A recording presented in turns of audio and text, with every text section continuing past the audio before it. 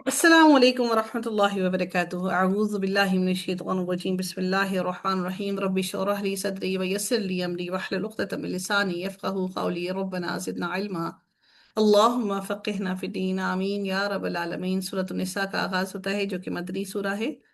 قرآن کے اندر اس کا چوتھا نمبر ہے، نزول کے اعتبار سے اس کا 92 نمبر ہے۔ اچھا دیکھیں، اب جو مدنی سوراز ہیں، اللہ تعالیٰ نے مکہ میں جو صورتیں نازل کی ہیں، ان میں مکی سوراز کے اندر آپ دیکھتے ہیں کہ اللہ تعالیٰ نے ڈرایا، شرک سے بچنے کے لیے کہا، اللہ تعالیٰ نے اپنے واحد ہونے کا بار بار کہا کہ میں واحد ہوں، مجھ سے ڈرو اور میری عبادت کرو، بار بار۔ یعنی کہ وہ جو ٹائم پیریڈ نبی کریم صلی اللہ علیہ وسلم و صحابہ کرام نے جو مکہ میں مشرکین کے ساتھ گزارا، وہ اتنے سالوں تک ان کی وہ ایک پرورش ہوتی رہی دین کے معاملے میں، کہ اتنے سالوں تک آپ پہلے دین کو سیکھ لو کہ اصل دین کیا ہے۔ اس کے بعد اللہ تعالیٰ نے فرائض، نماز بھی دیکھیں، اس کے بعد اللہ تعالیٰ نے فرض کی، کیونکہ پہلے ان پر مکمل طور پر دین کو سمجھنا ضروری تھا کہ دین کیا ہے، ہمیں اپنے آپ کو کس طرح سے اپنے آپ کو ڈھالنا ہے، ہمیں اللہ تعالیٰ کی عبادت کیسے کرنی ہے۔ پہلے اللہ نے خوب ڈرایا، اللہ تعالیٰ نے مکی سورج کے اندر اپنے جاہ و جلال کا، جہنم کا، جنت کا، اپنی تمام کی تمام نعمتوں کا، تمام پچھلی قوموں کا سارے ذکر کرنے کے بعد اللہ تعالیٰ نے تمام لوگوں کو ڈرایا، کیونکہ مکہ کے اندر مکہ والے جو اہل مکہ کے لوگ تھے، وہ تمام ان تمام پچھلے لوگوں کی قوموں کی باتوں سے واقف تھے۔ اللہ تعالیٰ نے ان کو بار بار بار بار ڈرا کر اپنے وجود کا احساس دلایا۔ اس کے بعد جو مدنی سورج نازل ہوئیں، ان مدنی سورج کے اندر تمام فرائض اور احکامات کو دیا گیا۔ اب ان مسلمانوں کو ضرورت تھی اپنے دین کے مطابق اپنے آپ کو سنوارنے کی، اپنے دین پر چلانے کی، اپنے دین پر عمل پیرا ہونے کی۔ انفارچونیٹلی ہم اپنے بچوں کو، جب ہمارے بچے پیدا ہوتے ہیں، اس کے بعد ہم اپنے بچوں کو کیا کرتے ہیں، پیدا ہوئے موبائلز کے حوالے کر دیا، سوشل میڈیا کے حوالے کر دیا، سوشل میڈیا کے حوالے نہیں کیا اگر ابھی سوشل میڈیا کے حوالے ہوتے ہیں۔ ہم سے پہلے جو ہماری نسلیں ہیں، ہم جو آج اس مقام پر ہیں، ہمیں ہماری ماؤں نے کیا کیا، پورے خاندانوں کی خدمت خاطر کرنے میں مصروف رہیں، اور پھر ان مصروفیات میں رہیں، تو ہم بچوں نے کہیں سے کیا سیکھ لیا، کہیں سے کیا سیکھ لیا؟ ہاں، نہیں سیکھا تو ہم نے اس زندگی کے حصے میں دین کو نہیں سیکھا۔ آج ہم مائیں کیا کرتی ہیں کہ بچہ 2.5-3 سال کا ہوا، اٹھا کر اس کو اسکول میں ڈال دیا۔ کیوں اسکول میں ڈال دیا؟ اب وہ وہاں سے اس کا لرننگ پروسیس شروع ہو گیا، لکھنا پڑھنا سیکھے گا۔ ہم مائیں اپنے کاموں میں ہماری مصروفیات ہیں۔ تو وہ جو ٹائم پیریڈ اللہ تعالیٰ نے ہمیں دیا تھا اپنی اولاد کی پرورش کرنے کا، ہم نے وہ سب سے اہم ترین زندگی کا حصہ اپنی اولاد کا چھین لیا۔ دیکھیں، نماز بھی اس وقت فرض ہوتی ہے کہ آپ نے پہلے اپنے بچے کو اس کے لیے تیار کیا۔ کیا میں نے اور آپ نے اپنے اولاد کو، اپنے بچوں کو اس وقت کے لیے تیار کیا؟ ہم نے سکھایا؟ ہمارے پاس تو ٹائم ہی نہیں۔ پھر ہم یہ چاہتے ہیں، ہم یہ سمجھتے ہیں کہ ہم بچوں کو آواز دیں تو اٹھ کے نماز کے اوپر کھڑے ہو جائیں۔ یہ کیسے ممکن ہے؟ ہم نے تو اپنی رسپانسبلٹی نبھائی ہی نہیں۔ یہی وجہ ہے کہ عورت کا کام گھر کے کام کاج کرنا نہیں ہے۔ عورت کی ذمہ داری نہیں ہے کہ گھر کے کام کاج کرے۔ عورت کی ذمہ داری صرف اور صرف بچوں کی پرورش کرنا ہے۔ یہ پرورش کرنا اتنا آسان نہیں ہے جتنا میں نے اور آپ نے سمجھ لیا ہے۔ آج ہم موٹیویشنل سپیکرز کے پیچھے جاتے ہیں، آج ہم وہ موٹیویشنز ڈھونڈنے کی کوشش کرتے ہیں، ہمیں کہیں سے موٹیویشن ملے۔ کیا قرآن سے بڑھ کر کوئی موٹیویشن کی چیز ہے؟ ہمیں سمجھ نہیں آ رہا کہ ہم اپنی اولادوں کی کس طرح سے تربیت کریں، اور ہم نے اپنی اولادوں کو سوشل میڈیا کے حوالے کر دیا۔ اللہ تعالیٰ نے یہ مدنی سورہ نساء نازل فرمائی، اور یہ واحد سورہ ہے جو عورتوں کے نام پر رکھی گئی۔ اللہ تعالیٰ نے ہمیں اتنی زیادہ اہمیت دی، عورتوں پر سورت رکھی گئی۔ پورے قرآن کے اندر کوئی مردوں پر سورت نہیں ہے، کہ اللہ تعالیٰ نے ہم سب عورتوں کو یہ فیض دیا، کہ اللہ تعالیٰ نے ہم عورتوں کو ہمارے حقوق بتا دیے، کہ تمہارے حقوق اللہ تعالیٰ نے یہ رکھے ہیں، اور اللہ تعالیٰ نے وہ تمام کے تمام حقوق عورتوں کے لیے اس سورہ کے اندر اکٹھے کر کے بیان کر دیے۔ آغاز کرتے ہیں سورۃ النساء کا۔ सूरत निसा मदनी है, और उम्मुल मोमिनीन हजरत आयशा रजी अल्लाह ताला अन्हा से रवायत है कि सूरह बकरा और सूरह निसा ऐसे जमाने में नाजिल हुई जब मैं रुखसती के बाद रसूलुल्लाह सल्लल्लाहु अलैहि वसल्लम के घर आ चुकी थी। इस सूरत में औरतों से मुतल्लिका मसाइल की वजह से इसका नाम सूरत निसा रखा गया। खलक़कुम मिन नफ्सिन वाहिदा। अल्लाह ताला फरमाते हैं, या अय्युहन्नासुत्तकू रब्बकुमुल्लज़ी खलक़कुम मिन नफ्सिन वाहिदा। ए लोगो, अपने रब से डरो जिसने तुम्हें एक जान से पैदा किया और उससे उसकी बीवी पैदा की। यानी पूरी नौ इंसानी आदम अलैहिस्सलाम की नस्ल से है। रसूलुल्लाह सल्लल्लाहु अलैहि वसल्लम ने फरमाया, क़यामत के दिन लोग आदम अलैहिस्सलाम के पास जाएंगे और कहेंगे, ए आदम, आप इंसानों के बाप हैं, आपको अल्लाह ताला ने अपने हाथों से बनाया। यानी तमाम लोगों को, अल्लाह ताला ने तमाम लोगों को, जो तमाम दुनिया में आखिर तक क़यामत के रोज तक जितने भी लोग पैदा होंगे, क़यामत के दिन तक जितने भी लोग पैदा होंगे, अल्लाह रब्बुल इज्जत ने उन तमाम के तमाम लोगों को हजरत आदम अलैहिस्सलाम की रीढ़ की हड्डी से उन तमाम लोगों को बनाया।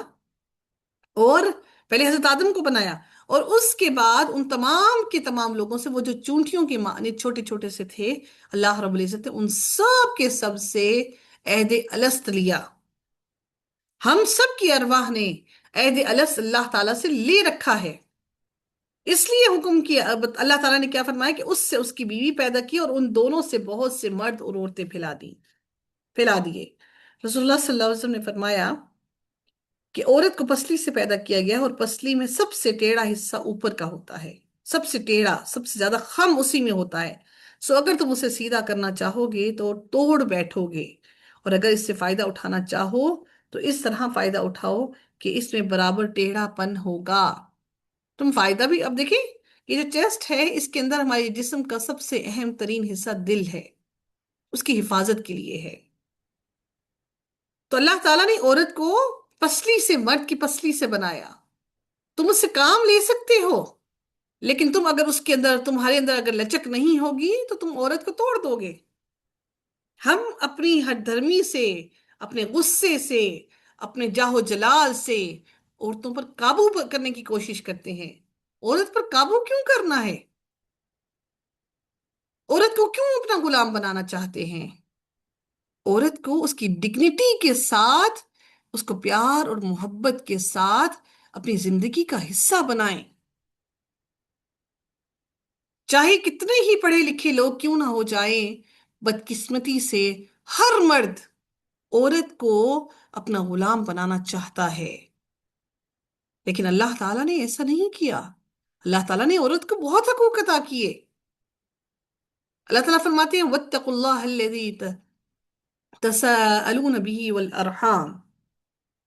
बाज रवायात में है कि उसका तोड़ना उसे तलाक देना है। यानी कि औरत को तोड़ना क्या है? उसको तलाक देना है। बात बात पर पहली धमकी क्या दी जाती है कि तुम्हें तलाक दे दी जाएगी, तलाक दे दी जाएगी। हाँ, अगर वालिदैन बेटी को उसकी रुखसती के साथ ही उसको इतना जहेज, इतनी लंबी चौड़ी चीजें देने के बजाय अगर उसको उसका हिस्सा दे दें, तो शायद उसकी जिंदगी में बहुत सारा सुकून हो। और शायद वो लड़की, वो जो बेटी जिसको वो घर से रुखसत करते हैं, तो वो बेटी अपने भाइयों की और अपने शोहर की इस तरह से मोहताज ना हो, जिस तरह से वो हर वक्त उसका इज्जत नफ्स, उसकी डिग्निटी, उसकी जिंदगी के हर हर चीज को पामाल किया जाता है। इसमें हमारा माशरती तौर पर, ये हम सब इसकी गुनाहगार हैं, हम सब इसके अंदर इन्वॉल्व हैं। कभी भी जायदादों का बंटवारा बेटी की तकलीफ की वजह से नहीं होता। कभी भी जायदादों का बंटवारा बेटी के परेशानी की वजह से नहीं होता। हमेशा जायदादों का बंटवारा बेटों की और बहुओं की वजह से होता है।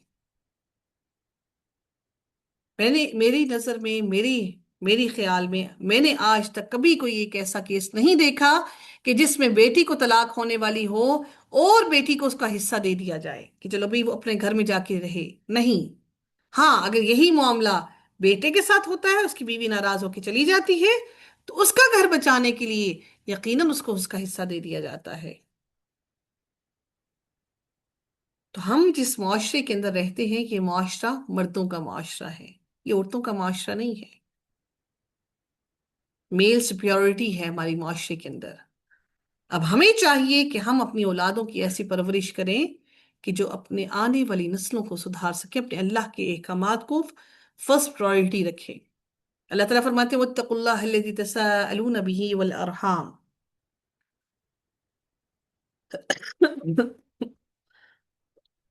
یعنی جس اللہ کا نام لے کر تم ایک دوسرے سے سوال کرتے ہو، اس اللہ سے ڈرو۔ اللہ تعالیٰ فرماتے ہیں کہ الارحام سے مراد کیا ہے کہ محرم اور غیر محرم تمام رشتہ دار اس سے مراد ہیں۔ قرآن اور حدیث میں قطع رحمی کی بہت سخت مذمت کی گئی ہے۔ رسول اللہ صلی اللہ علیہ وسلم نے فرمایا رشتہ داری کو توڑنے والا جنت میں نہیں جائے گا، اور فرمایا جو شخص چاہے کہ اس کے رزق میں فراخی ہو اور اس کے نشان قدم دیر تک باقی رہیں، وہ اپنی رشتہ داری کو ملائے۔ یعنی نشان قدم کیا ہے کہ آپ کی نسلیں آپ کے اثر و رسوخ میں رہیں، آپ کی نسلوں پر آپ کے وہ اثرات رہیں جو آپ نے دین کو سیکھنے میں اور اپنی زندگی کو گزارنے میں رہیں۔ اگر وہ چاہتے ہیں آپ کے وہ بہت سالوں تک، بہت برسوں تک آپ کی نسلوں میں منتقل ہوتے رہیں، تو اس کو چاہیے کہ وہ رشتہ داریوں کو جوڑے، رشتہ داریوں کو ملائے، رشتہ داریوں کو مت توڑے۔ اللہ رب العزت فرماتے ہیں ان اللہ کان علیکم رقیبا، بے شک اللہ تعالیٰ ہمیشہ تم پر پورا نگہبان ہے۔ رسول اللہ صلی اللہ علیہ وسلم نے فرمایا اللہ کی عبادت کر گویا تو اسے دیکھ رہا ہو، سو اگر تو اسے نہیں دیکھ رہا تو وہ تجھے ضرور دیکھ رہا ہے۔ اللہ تعالیٰ اگلی آیت میں مزید فرماتے ہیں وَآتُوا الْيَتَامَى أَمْوَالَهُمْ وَلَا تَتَبَدَّلُوا الْخَبِيثَ بِالطَّيِّبِ، اور یتیموں کو ان کے مال دے دو اور گندی چیز کو اچھی چیز کے عوض بدل کر نہ لو، اور نہ ان کے مال اپنے مالوں سے ملا کر کھاؤ، یقیناً یہ ہمیشہ سے بہت بڑا گناہ ہے۔ یعنی جب یتیم بالغ ہو جائیں اور ان کے اموال ان کے سپرد کر دو، اور یہ نہ کرو کہ یتیم کے مال سے اچھی چیز لے کر اس کی جگہ ردی سی چیز، بیکار سی چیز اس کی جگہ پر رکھ دو۔ طیب اور خبیث حلال اور حرام کے معنی میں بھی آتے ہیں، اس لیے بعض نے اس سے یہ مراد لی ہے کہ اپنا حلال مال چھوڑ کر دوسرے کا مال مت کھاؤ جو تمہارے لیے حرام ہے، اور اپنے مال کو ان کے مال کے ساتھ مت ملاؤ۔ وَلَا تَأْكُلُوا أَمْوَالَهُمْ إِلَىٰ أَمْوَالِكُمْ، اپنے مال کو ان کے ساتھ ملا کر مت کھانا شروع کر دو، یہ کہہ کر کہ یہ مال بھی میرا ہے تو اس کو کھانا شروع کر دو، کوئی بات نہیں کھا لیا تو، ایسا کرنا گناہ کبیرہ ہے۔ اللہ رب العزت مزید اگلی آیت میں ارشاد فرماتے ہیں وَإِنْ خِفْتُمْ أَلَّا تُقْسِطُوا فِي الْيَتَامَى فَانكِحُوا مَا طَابَ لَكُم مِّن النِّسَاءِ مَثْنَىٰ وَثُلَاثَ وَرُبَاعَ فَإِنْ خِفْتُمْ أَلَّا تَعْدِلُوا فَوَاحِدَةً أَوْ مَا مَلَكَتْ أَيْمَانُكُمْ۔ اس آیت کا شان نزول یہ ہے کہ عروہ بن زبیر رضی اللہ تعالیٰ عنہ کے ایک سوال کے جواب میں ام المومنین عائشہ رضی اللہ تعالیٰ عنہا نے فرمایا کہ یہ بعض یتیم لڑکیاں کچھ لوگوں کی پرورش میں ہوتی ہیں، وہ ان لڑکیوں کے مال اور جمال کی وجہ سے ان سے نکاح کر لیتے تھے، لیکن انہیں اپنے گھر کی لڑکیاں سمجھ کر پرائے گھر کی لڑکیوں جیسا نہ تو وہ مہر نہیں دیتے تھے، ان نکاح تو کر لیا کہ مال اور جائیداد ان کی باہر نہ چلی جائے، نکاح کر لیا ان سے، اور ان کو مہر نہیں دینا کہ کون پوچھنے والا ہے، خیر ہے ہم ہی کھلا پلا رہے ہیں کیا فرق پڑتا ہے، وہ وقت نہیں، بلکہ آج بھی لڑکیوں کے نکاح ہو جاتے ہیں، شادیوں پر بے تحاشا پیسے خرچ ہو جاتے ہیں، لیکن لڑکیوں کو حق مہر نہیں دیا جاتا۔ آخر میں شوہر کہتے کیا ہے، اتنے عرصے سے تمہیں کھلا پلا ہی تو رہے ہیں، اتنے عرصے سے تمہارا علاج کروا ہی تو رہے ہیں، تمہیں فلاں فلاں چیز تو دے ہی دی ہے، اگر تمہیں گول بھی تو دیا ہے، وہ سارے آپ نے گفٹ میں دیے، تب آپ نے لوگوں کو دکھانے کے لیے، آپ نے لوگوں کو دکھاوا کرنے کے لیے وہاں پر لکھوا تو دیا کہ سونا میں جو دے رہا ہوں وہ حق مہر نہیں ہے، بلکہ وہ میری طرف سے گفٹ ہے، حق مہر الگ سے 5 لاکھ 7 لاکھ 10 لاکھ 20 لاکھ ہم وہ ادا کریں گے، لیکن وہ ادا کرنے کا وقت نہیں آتا۔ وہ رکھ کس لیے دیتے ہیں، جب جی کبھی طلاق کا موقع آیا تو تب دے دیں گے، اور بیویاں بچیری مر جاتی ہیں تب بھی وہ حق مہر ادا نہیں کیا جاتا، پھر جب اگر شوہر مر جائے تو شوہر کے مر جانے کے بعد جائیداد کا بٹوارا اولاد میں ہو گیا، ساروں کو مل گیا، بیوی کو، اس بیوہ کو اس کا ابھی تک حق مہر بھی نہیں ملا۔ اچھا پھر کیا ہوتا ہے کہ اگر کسی بیٹے نے ماں کو رکھ لیا اپنے ساتھ، وہ جائیداد کا بٹوارا ساروں نے کر لیا، کسی نے یہ نہیں پوچھنا گوارا کیا کہ ماں کو اس کا حق مہر ادا کیا یا نہیں کیا، اس کو کرنا ہے یا نہیں کرنا، اس کو حق مہر سب سے پہلے ادا کرنا ہے، وہ بھی نہیں کیا۔ پھر اوپر سے کیا ہوتا ہے کہ جس بیٹے نے یا بیٹی نے ماں کو اپنے ساتھ رکھا، وہ ماں کا سارا جو ماں کو حصہ دیا گیا، وہ ماں کا حصہ اس کے عوض میں چلا، اس کے ہاتھ میں چلا گیا۔ جی یہ حصہ ماں کا، اس نے اپنے ماں کی خدمت کی، ماں کو ساتھ رکھا، یہ حصہ اس کا ہے۔ ایسا تو دین نے نہیں کہا۔ یعنی آپ ماں باپ کی خدمت کرنے کے پیسے لے رہے ہیں، ماں باپ کی خدمت کرنے کے، یعنی کہ آپ پیسے کی بس اپنی ماں باپ کی خدمت کر رہے ہیں، یا آپ پورا حصہ ماں کا ہتھیار رہے ہیں؟ تو اس سے تو بہتر ہے کہ ماں ان پیسوں کو استعمال کر کے کوئی ملازم رکھ لے، نہ احسان ہو، ملازم بھی خوش اور ماں بھی خوش۔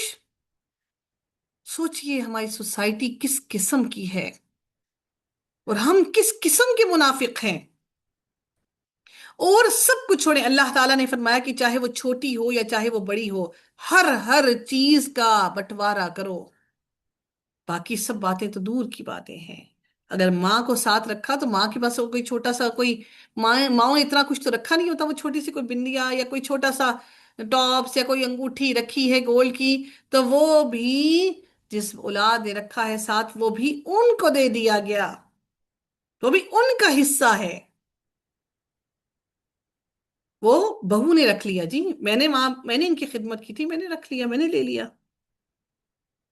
ہاں، ماں سوائے اس چیز کے جو ماں نے اپنی زندگی کے اندر گفٹ کر دیا، وہ اپنے مال کی وہ ہے، لیکن اس میں بھی تفرقہ نہ کرو، ساری اولاد کو ایکول ایکول ایکول عطا کرو۔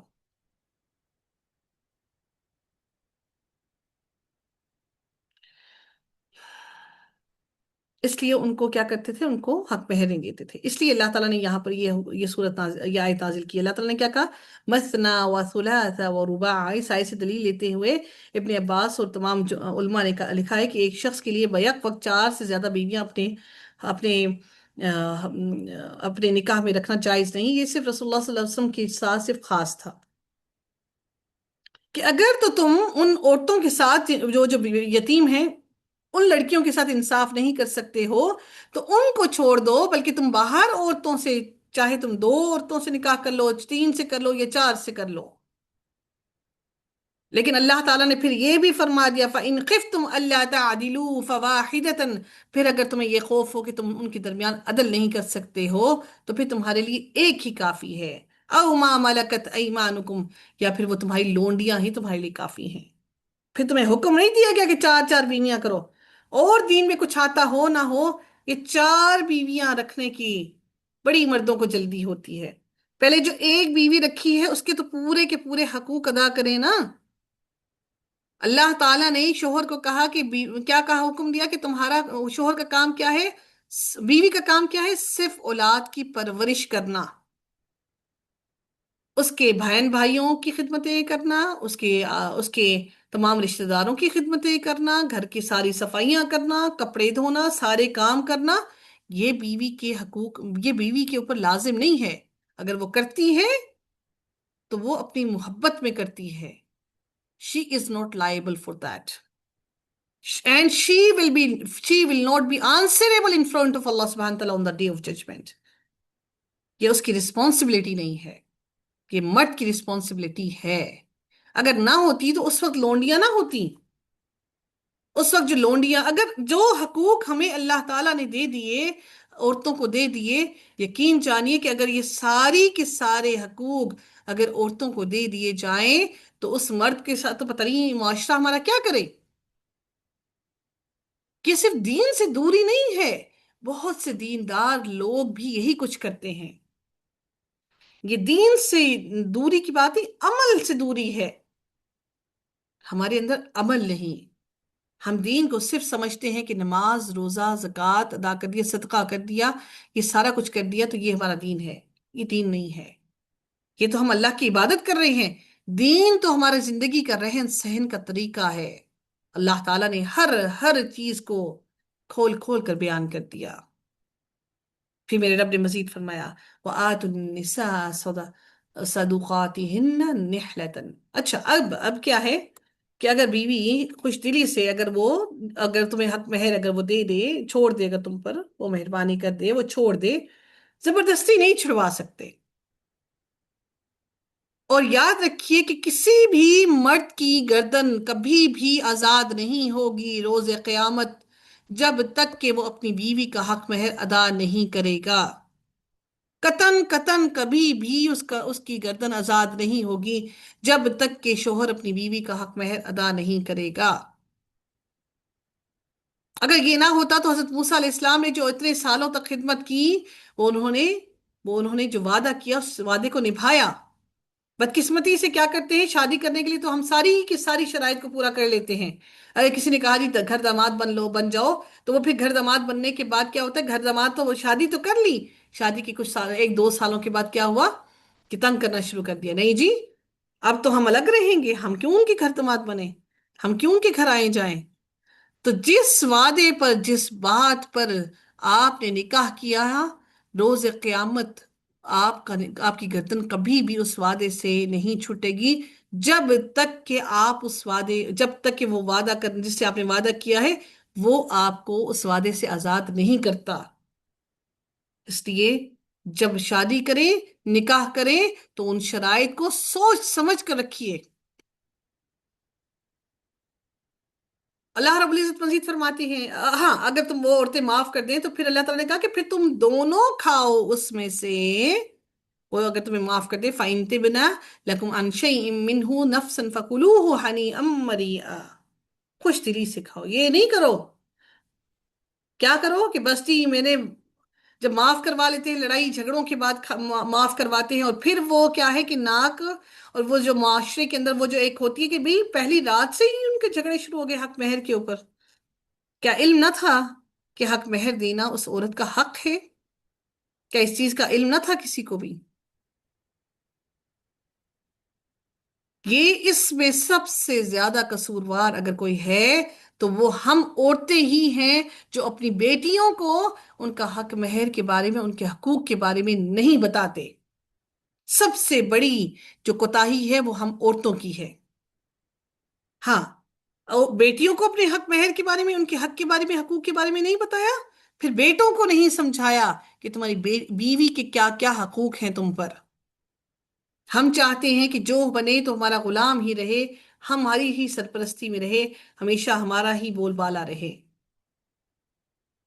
تو ہر چیز فانی ہے، سب چیزوں نے ختم ہونا ہے، یہ جاہ و جلال، یہ جوانی، یہ مرتبہ، سب نے ختم ہونا ہے، ہر چیز کو زوال ہے سوائے اللہ کی ذات کو۔ اللہ رب العزت پھر مزید اگلی آیت میں ارشاد فرماتے ہیں وَلَا تُؤْتُوا السُّفَهَاءَ أَمْوَالَكُمْ، اللہ رب العزت فرماتے ہیں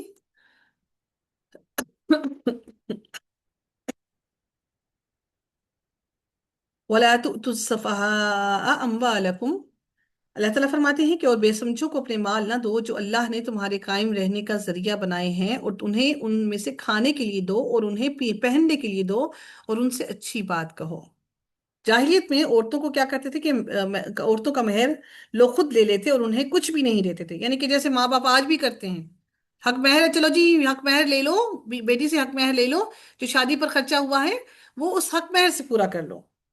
اللہ تعالیٰ نے اس سے منع فرمایا اور حکم دیا کہ عورتوں کو ان کا مہر خوش دلی سے دو، پھر اگر کوئی عورت خوش دلی سے مہر کا کچھ حصہ یا سارا شوہر کو دے دے تو وہ خامن کے لیے جائز ہے اور خوش دلی سے کھا سکتا ہے، لیکن اگر عورت شوہر کی بد اخلاقی یا برے برتاؤ کی وجہ سے معاف کرے اور شوہر قبول کرے تو یہ آیت اس کے خلاف ہے، زبردستی معاف نہیں کروا سکتے۔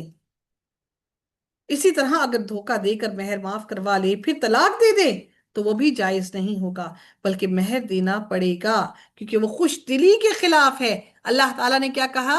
خوش دلی سے کھاؤ، ہنی ام مریئا۔ طلاق دے رہے تو وہ خوش دلی سے تھوڑی تمہیں مہر معاف کرے گی۔ اللہ تعالیٰ نے پھر اگلی آیت میں جو کہا، یہاں بے سمجھوں سے مراد وہ لوگ ہیں جو مال کے انتظام کی صلاحیت نہیں رکھتے، ان میں چھوٹے بچے اور نا تجربہ کار لوگ بھی شامل ہیں، اور نادان یتیم بھی شامل ہیں، ناتجربہ کار بیوی بھی شامل ہے۔ ہاں، آپ کے آپ کے بہن بھائیوں میں سے بھی ایسے جو ناسمجھ ہیں، آپ اپنا مال ان کے حوالے نہیں کر سکتے، یہ پھر آپ کی غلطی ہے، اللہ نے تو آپ کو بتا دیا۔ ابو موسیٰ رضی اللہ تعالیٰ عنہ نبی کریم صلی اللہ علیہ وسلم سے بیان کرتے ہیں کہ 3 آدمی اللہ تعالیٰ سے دعا کرتے ہیں مگر ان کی دعا قبول نہیں ہوتی، ایک وہ آدمی جس کی بیوی بدخلق تھی، پھر اس نے اسے طلاق نہیں دی.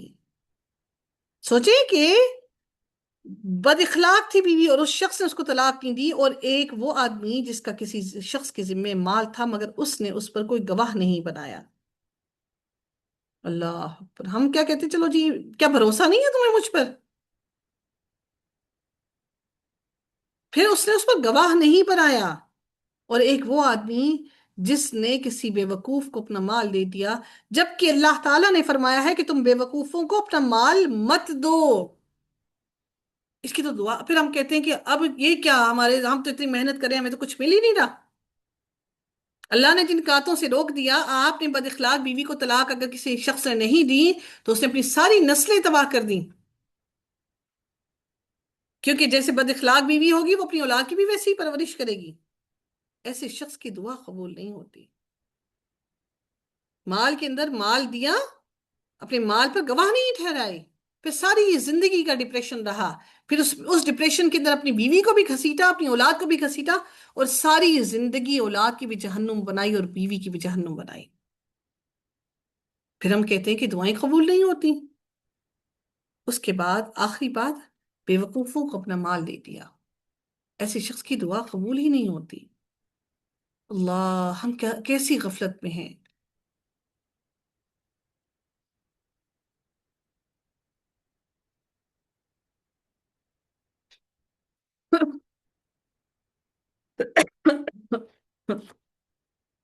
سب سے بڑی غلطی ماں باپ کی یہی ہے، جہیز اٹھا کر دے دیتے ہیں، پھر بھی بیٹی کو. پھر ہر طرف سے ناانصافی ہے. عورت کے ساتھ ہر طرف سے ناانصافی ہے. 2-3 لاکھ روپے کا مہر اٹھا، 2-3 لاکھ روپے کا جہیز دے دیا، 5 لاکھ کا دے دیا، 10 لاکھ کا دے دیا. جو 10 لاکھ کا جہیز دینے پر قدرت رکھتے ہیں، طاقت رکھتے ہیں، تو یقیناً ان کی بیٹیاں ان کے مال میں بھی اچھی خاصی حصہ دار ہوتی ہیں. جو ماں باپ اپنی بیٹیوں کو 1-2 لاکھ روپے کا جہیز دیتے ہیں، وہ ماں باپ ان کی بیٹیاں بھی 5-6 لاکھ کی حصہ دار پھر بھی ہوتی ہیں. جو 10 لاکھ کا جہیز دیتے ہیں یا 20 لاکھ کا دیتے ہیں، ان کی بیٹیاں یقیناً اس سے بڑے کی حصے دار ہوتی ہیں. وہ ماں باپ کی پہلی زیادتی کیا، اس کو اس کا حصہ نہیں دیا. شوہر کی زیادتی کیا، اب وہ ساتھ میں لکھا ہوا ہے، گھسیٹ رہے، حق مہر نہیں دے رہا. طلاق لے نہیں رہی بیوی کہ شوہر سے چھوٹی تو کہاں جائے گی. نہ ماں باپ نے رکھنا، نہ بہن بھائیوں نے رکھنا. کہ زیادتی شروع ہوتی ہے ماں باپ کے گھر سے، بہن بھائیوں سے. ماں باپ، بھائی. جب وہاں پہ کوئی عزت نہیں تو شوہر کیوں عزت دے گا؟ جن کے ساتھ زندگی کے 25-30 سال گزارے ماں باپ کے ساتھ، جنہوں نے پیدا کیا، پڑھایا، لکھایا، بڑا کیا.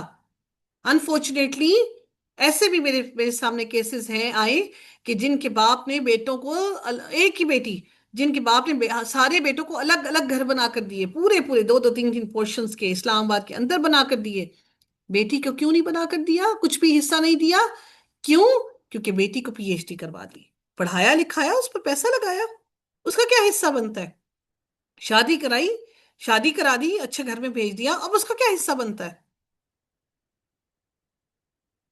کہ ہمارا سب سے بڑی زیادتی شروع ہوتی ہے ماں باپ سے. شاید ماں سے بھی بڑھ کر باپ سے زیادتی شروع ہوتی ہے. یقین جانیے کہ اس کے بارے میں بڑا سخت قسم کا سوال کیا جائے گا. اللہ رب العزت پھر مزید اگلی آیت میں ارشاد فرماتے ہیں، وَلَا تُؤْتُوا السُّفَهَاءَ أَمْوَالَكُمُ الَّتِي جَعَلَ اللَّهُ لَكُمْ قِيَامًا وَارْزُقُوهُمْ فِيهَا وَاكْسُوهُمْ وَقُولُوا لَهُمْ قَوْلًا مَّعْرُوفًا. اگلی آیت میں مزید ارشاد ہوتا ہے، وَابْتَلُوا الْيَتَامَى حَتَّى إِذَا بَلَغُوا النِّكَاحَ فَإِنْ آنَسْتُم مِّنْهُمْ رُشْدًا فَادْفَعُوا إِلَيْهِمْ أَمْوَالَهُمْ وَلَا تَأْكُلُوهَا إِسْرَافًا وَبِدَارًا أَن يَكْبَرُوا وَمَنْ كَانَ غَنِيًّا فَلْيَسْتَعْفِفْ. اللہ رب العزت پھر اگلی آیت میں مزید ارشاد فرماتے ہیں کہ اور یتیموں کو آزماتے رہو یہاں تک کہ جب وہ بلوغت کو پہنچ جائیں، پھر اگر تم ان سے کچھ سمجھداری معلوم کرو تو ان کے مال ان کے سپرد کر دو، اور فضول خرچی کرتے ہوئے اور اس سے جلدی کرتے ہوئے مت انہیں کھاؤ، اس مال کو مت کھاؤ کہ وہ جلدی جلدی بڑے ہو جائیں گے تو تم جلد از جلد ان کو کھا لو. نہیں، ایسا نہیں کرنا. عطیہ قرضی بیان کرتے ہیں کہ قریضہ کے دن ہمیں نبی کریم صلی اللہ علیہ وسلم کی خدمت میں پیش کیا گیا، تو جس کے زیر ناف بال آ گئے تھے اسے قتل کر دیا گیا، اور جس کے بال نہیں اگے تھے اسے قتل نہیں کیا گیا۔ میں ان میں سے تھا جن کے بال ابھی نہیں آئے تھے، لہٰذا مجھے چھوڑ دیا گیا۔ جنگ میں شرکت کے لیے رسول اللہ صلی اللہ علیہ وسلم نے ابن عمر کو 14 سال کی عمر میں احد میں شرکت کی اجازت نہیں دی۔ خندق میں جائزہ لیا گیا تو 15 سال کے تھے، آپ نے اجازت دے دی۔ نافع نے اب عمر بن عبدالعزیز کو یہ حدیث پہنچائی تو انہوں نے کہا بچے اور بڑے کا یہی فرق ہے۔ یعنی بلوغت کی عمر میں کیا ہوتا ہے کہ جب آپ کے زیر ناف بال آنا شروع ہو جائیں تو یہ بلوغت کی عمر کو پہنچ جاتے ہیں، اس سے پہلے بچے نابالغ ہوتے ہیں۔ اللہ تعالیٰ نے فرمایا کہ ان کو پھر کیا کرو کہ اس کو جلدی جلدی مت کھاؤ کہ وہ بڑے ہو جائیں گے، اور جو غنی ہو تو وہ بہت بچے، یعنی کہ جس کے پاس اپنا مال ہے تو وہ یتیموں کا مال نہ کھائے، اور جو محتاج ہو جو غریب ہے تو وہ جانے پہچانے طریقے سے کھا لے، یعنی اپنا پیٹ بھرنے کے لیے، نہیں کہ اس کا مال روز مرغ مرغن کھاتا رہے، نہیں، معتدل طریقے سے پھر وہ اس سے کھائے۔ پھر جب ان کے مال ان کے سپرد کرو تو ان پر گواہ بنا لو، گواہ بنا کر ان کے مال ان کے سپرد کرو۔ فَإِذَا دَفَعْتُمْ إِلَيْهِمْ أَمْوَالَهُمْ فَأَشْهِدُوا عَلَيْهِمْ وَكَفَى بِاللَّهِ حَسِيبًا۔ تم گواہ بنا لو، اللہ تعالیٰ کہتے ہیں پھر جب ان کے مال ان کے سپرد کرو تو ان پر گواہ بنا لو، اور اللہ پورا حساب لینے والا ہے۔ تم کسی کو حساب دو نہ دو، لیکن میرے رب نے تم سے پورا کا پورا حساب لینا ہے۔ اب اللہ تعالیٰ اگلی آیت میں اب حصے بتا رہے ہیں، ایک ایک کو اللہ نے الگ الگ کر کے بتایا۔ لِلرِّجَالِ نَصِيبٌ مِّمَّا تَرَكَ الْوَالِدَانِ وَالْأَقْرَبُونَ، مردوں کے لیے اس میں سے ایک حصہ ہے جو والدین اور قریبی رشتہ دار چھوڑ جائیں، والدین بھی اور جو قریبی رشتہ دار چچا تایا پھوپھی، یہ جب چھوڑ جاتے ہیں تو ان میں سے اللہ نے صرف یہ نہیں کہا والدین، قریبی رشتہ دار چھوڑ جائیں، اور عورتوں کے لیے بھی اس میں سے ایک حصہ ہے جو والدین اور قریبی رشتہ دار چھوڑ جائیں، اس میں سے جو اس مال سے تھوڑا ہو یا زیادہ ہو۔ نہیں جی بڑی بڑے رقبے ہوں گے، بڑے بڑے وہ ایکڑوں زمین ہوگی، ایکڑوں زمین ہوتی ہے پھر بھی نہیں دیتے۔ اگر باپ نے اگر محنت اپنی بیٹی کو گھر بنوانے میں مدد کر دی تو وہ باپ نے مدد کی ہے۔ بیٹی غریب تھی، اس کے بچوں کی شادیاں کروا دی، کبھی راشن ڈلوا دیا، تو وہ باپ نے، وہ اللہ تعالیٰ نے جو صلہ رحمی کا حکم دیا اس کی وجہ سے وہ باپ نے وہ سارا کام کیا۔ یہ تو فرض تھا پہلے بھی، یہ بھائیوں پر فرض تھا، بھائیوں نے اگر کھانا پینا دیا، بہن کی ساری زندگی مدد کی، اس کو کھلاتے پلاتے رہے، تو وہ تو بھائی پر ویسے بھی فرض تھا، باپ پر پیسے بھی فرض تھا کہ اس کی زندگی اگر مشکل میں ہے، وہ کمزور ہے، وہ اگر غریب ہے تو اس کی مدد کرنا تو باپ پر بھی فرض تھا، بھائیوں پر بھی فرض تھا۔ وہ تو اللہ تعالیٰ نے رشتہ داروں کے حقوق میں صلہ رحمی کے احکام میں ڈالا۔ ان تمام معاملات کی بنا پر بیٹی کو اس کے حق سے محروم نہیں کر سکتے، جو اس کا جائیداد میں حق ہے وہ پھر بھی ہے۔ وہ کچھ لوگ کیا کرتے ہیں، سارا کچھ لکھتے جاتے، خرچہ لکھ دیا جی اتنا اتنا اتنا اتنا اتنا ہم نے خرچہ کیا، یہ ہم نے جہیز دیا، آپ نے جہیز دیا مت دیں۔ جو گھر کے اندر، آپ کے گھر کے اندر سارا کچھ موجود ہے، برتن، کھانے پینے کی چیزیں، آپ مطلب برتن ہیں آپ کے، بسترے ہیں آپ کا فرنیچر ہے، اس سب کا بٹوارا کر دیں؟ نہیں کرتے، کیوں کریں جی بٹوارا؟ وہ تو بیٹوں کا ہے، بیٹی کو تو ہم نے جہیز دے دیا بس۔ جہیز میں کیا دیا؟ وہ گنے چنے ہم نے چیزیں دی۔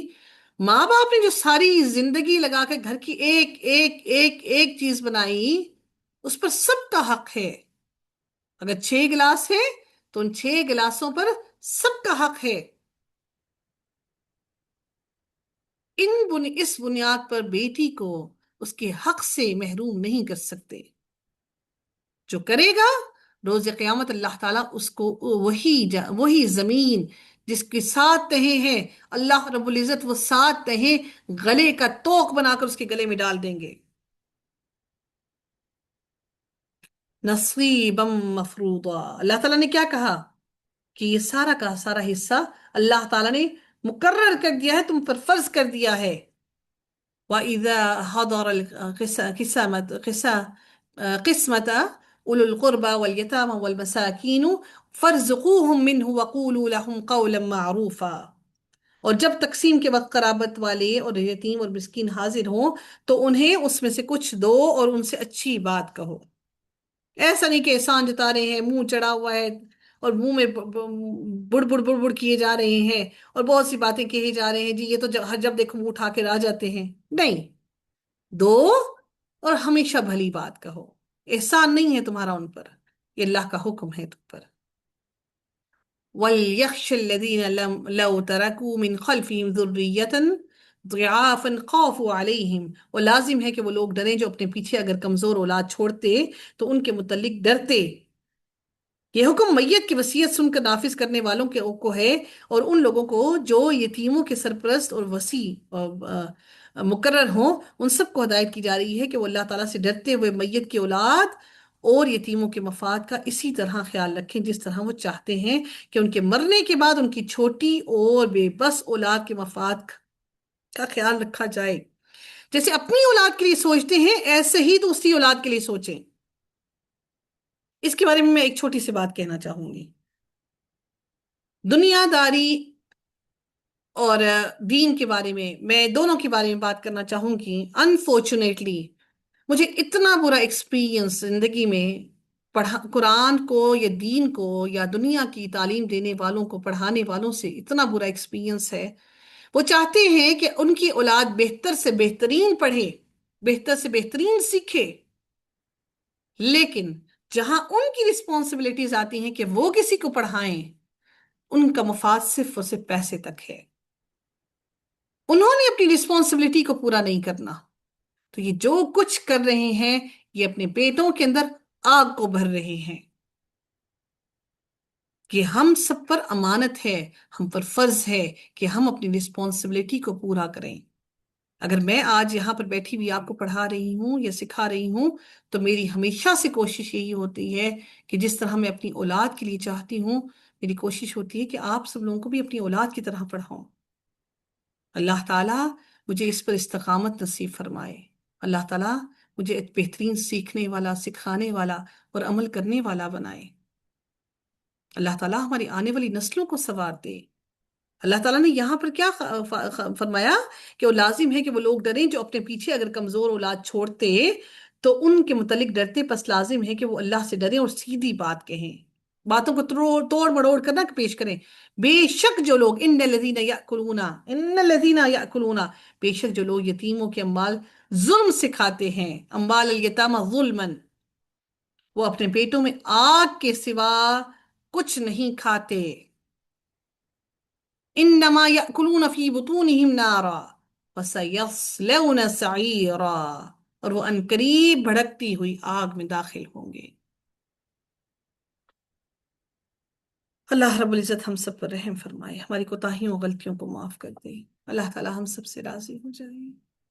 آخر دعوانا ان الحمد للہ رب العالمین، صلی اللہ تعالی علی خیرہ خلقہ اجمعین، برحمتک یا ارحم الراحمین، سبحانک اللہم و بحمدک، نشہد ان لا الہ الا انت، نستغفرک ونتوب الیک۔ السلام علیکم ورحمۃ اللہ وبرکاتہ۔